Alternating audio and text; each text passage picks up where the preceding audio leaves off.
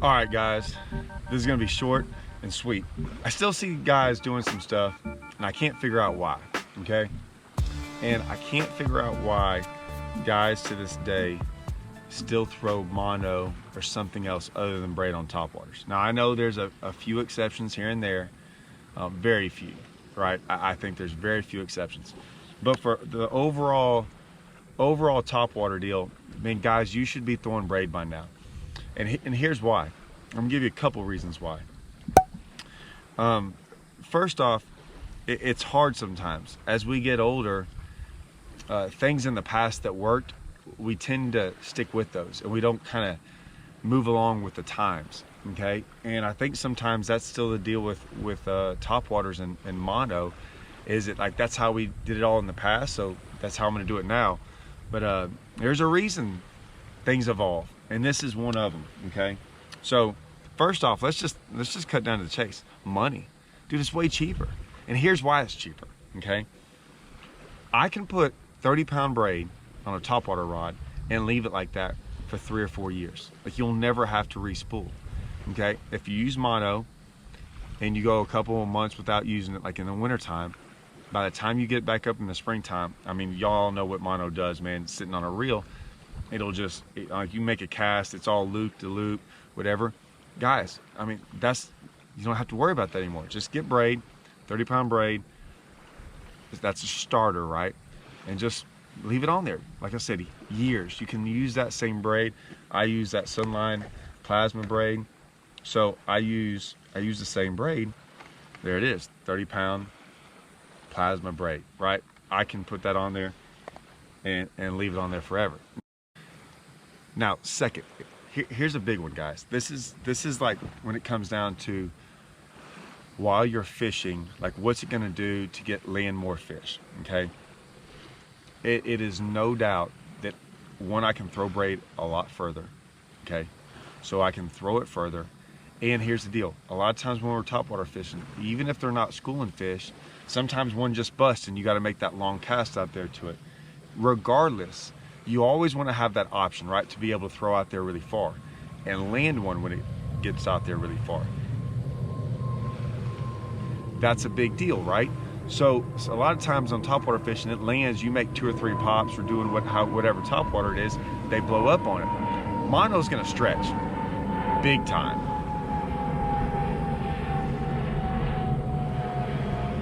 Always something. If it's not dogs at my house, it's jets flying over me. All right, so mono's gonna stretch big time, right? And a long cast out there, you may or may not get a good hook set in it. And a lot of the times, you know, when the rods we use aren't the strongest rods when we're topwater fishing. So, you know, that's one of those deals. I don't want to miss that. With braid, you're not gonna have that problem. With braid, you're gonna be able to throw as far as you can, and when one blows up out there, you're gonna land them. Like, you're gonna feel them, you're gonna hook them real good.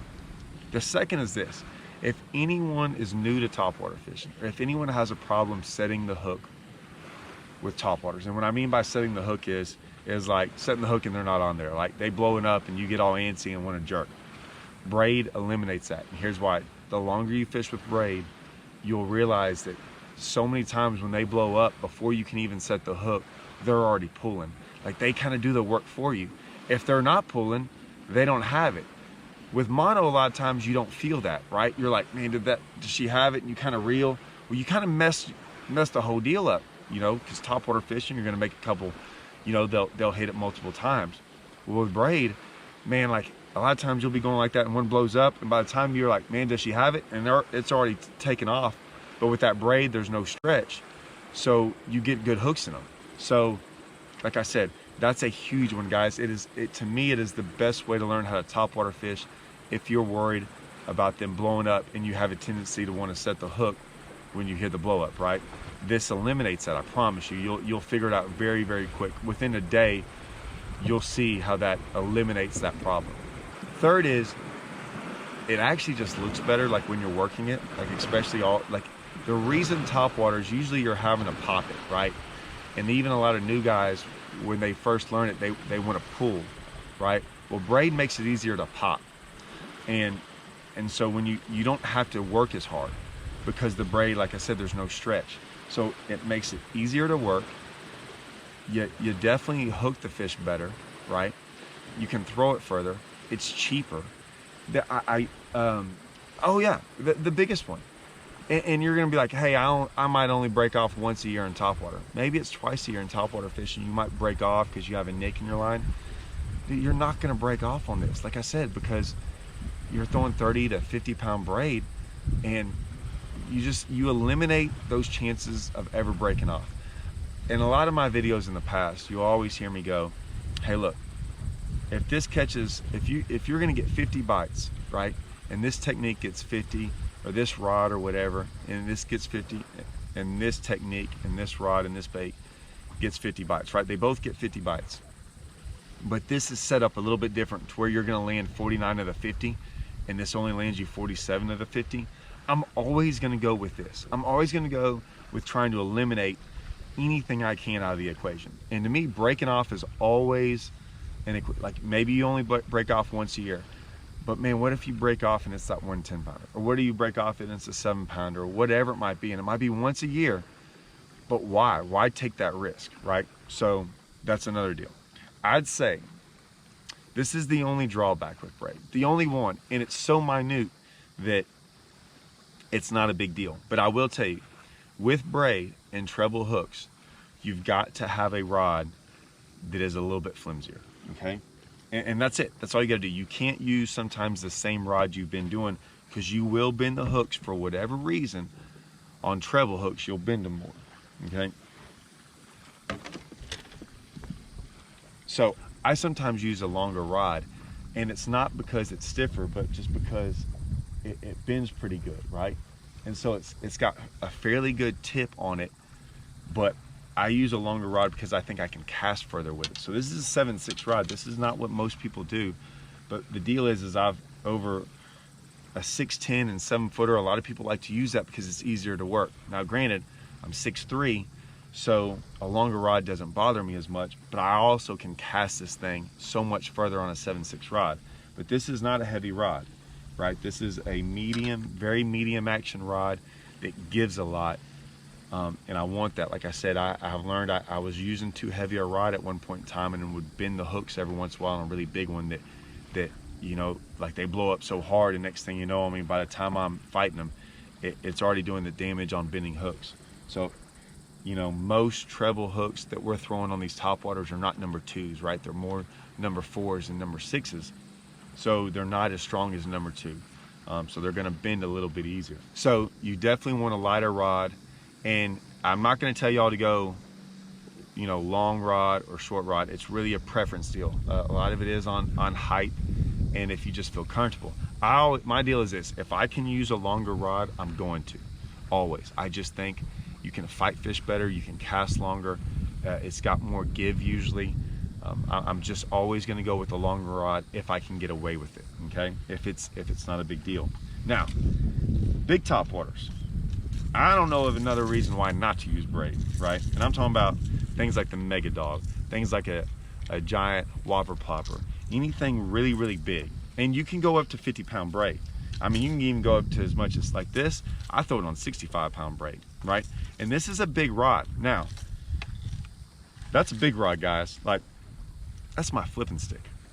And the only reason I use my flipping stick is, one, I can put number 2s or number 1s on there, right? So I'm not worried about the hooks bending out.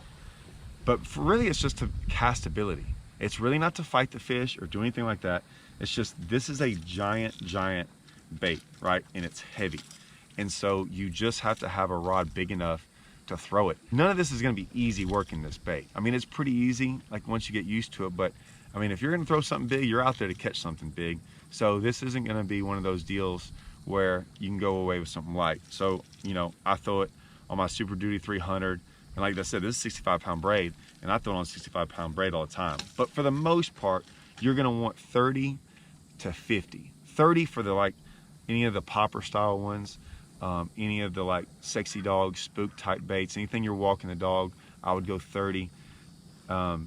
50 is that kind of in between where maybe it's something a little bit bigger like a shower blow or buzz baiting. I like to buzz bait with 50. I just don't see a reason why not to use 50 over 30. And like I said, it's a single hook. You're not going to bend that one either, so you can get away with a little bit heavier rod, something you can cast a long ways because you're usually covering a lot of water. So that's it, guys. And like I said, I use Sunline's got a lot of braid. I don't know how many more times, and I have not figured out why guys have not figured out this plasma stuff. It's not like I said, I'm not over here promoting a whole bunch of different Sunline braids. Okay, I'm throwing the braid. I live in Texas. I fish braid probably more than most people just because of the conditions around me. And like I said, this is the best braid I've had. I like it better than all the other Sunline braids. It's the plasma stuff. And like I said, I can't remember any time I've ever broke it. So it holds its color phenomenal. Man, it's nice, it's smooth. And really, all I really care about a braid is I want it to hold its color. I just don't want it to break. Like if I'm throwing braid, I just don't want it to break, right? So that's my setup, guys. I know if you're old school and just are used to throwing the mono, just try it. Just try one time a rod with braid, and I promise you, once you do it, you'll probably, I don't even have mono in my boat. Like if you look at like this, none of that's mono. I just don't keep mono for hardly anything anymore. It's just a thing of the past. It's like a flip phone, you know what I'm saying? If we're gonna make a phone call and we're gonna do all this stuff, get you an iPhone, get you an Android, throw the flip phone away, right? Mono's kind of like the flip phone of fishing. I know sometimes it works for you guys, but I promise you, just switch to braid. Try it one time. You probably will fall in love. But I gotta get back out here. I'm practicing for an event, and even though it's 100 degrees and it's dead calm, and most of the baits I have out here, and most of the topwaters I'm throwing, don't have hooks on them because I really don't want to catch them. Gotta get that back out there. Anyways, guys, stay tuned. I promise you, man, just wait for the me and Hallman. Freaking, we got something up our sleeves, man. I think it might be a home run. I think y'all guys are gonna like it. It's gonna be really cool. Anyways, see y'all guys.